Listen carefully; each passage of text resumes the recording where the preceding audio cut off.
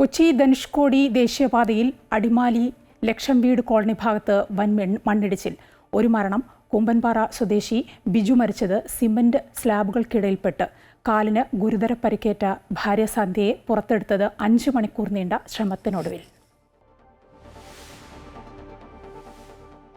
കുമ്പൻപാറയിൽ മണ്ണിടിഞ്ഞു വീണത് 6 വീടുകൾക്ക് മുകളിലൂടെ 2 വീടുകൾ പൂർണ്ണമായും തകർന്നു.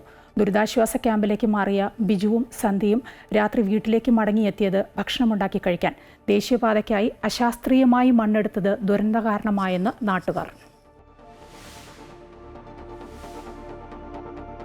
LDF-ൽ കീറാമുട്ടിയായി PM ശ്രീ വിവാദം. തിരുത്തണമെന്ന് CPI-യും പിന്നോട്ടില്ലെന്ന് വിദ്യാഭ്യാസ വകുപ്പും കടുത്ത നിലപാടിൽ. പാർട്ടിക്ക് ബോധ്യപ്പെടുന്ന തീരുമാനമുണ്ടായില്ലെങ്കിൽ നാളെ ചേർന്ന നിർവാഹക സമിതിയിൽ സുപ്രധാന തീരുമാനങ്ങളെന്ന് CPI. മുഖ്യമന്ത്രി ഇന്ന് എത്തുന്നതോടെ പ്രശ്നപരിഹാരമാകുമെന്ന പ്രതീക്ഷയിൽ CPM. ഇന്നും നാളെയും ഇടതുമുന്നണിക്ക് നിർണായകം. ബീഹാർ നിയമസഭാ തെരഞ്ഞെടുപ്പിൽ ന്യൂനപക്ഷ വോട്ടുകളുടെ ധ്രുവീകരണം നിർണായകം. മഹാസഖ്യത്തിന് ഭീഷണിയായി അസാദുദ്ദീൻ ഒവൈസിയുടെ സാന്നിധ്യം. ഒവൈസി BJP-യുടെ കാർഡെന്ന് മഹാസഖ്യം.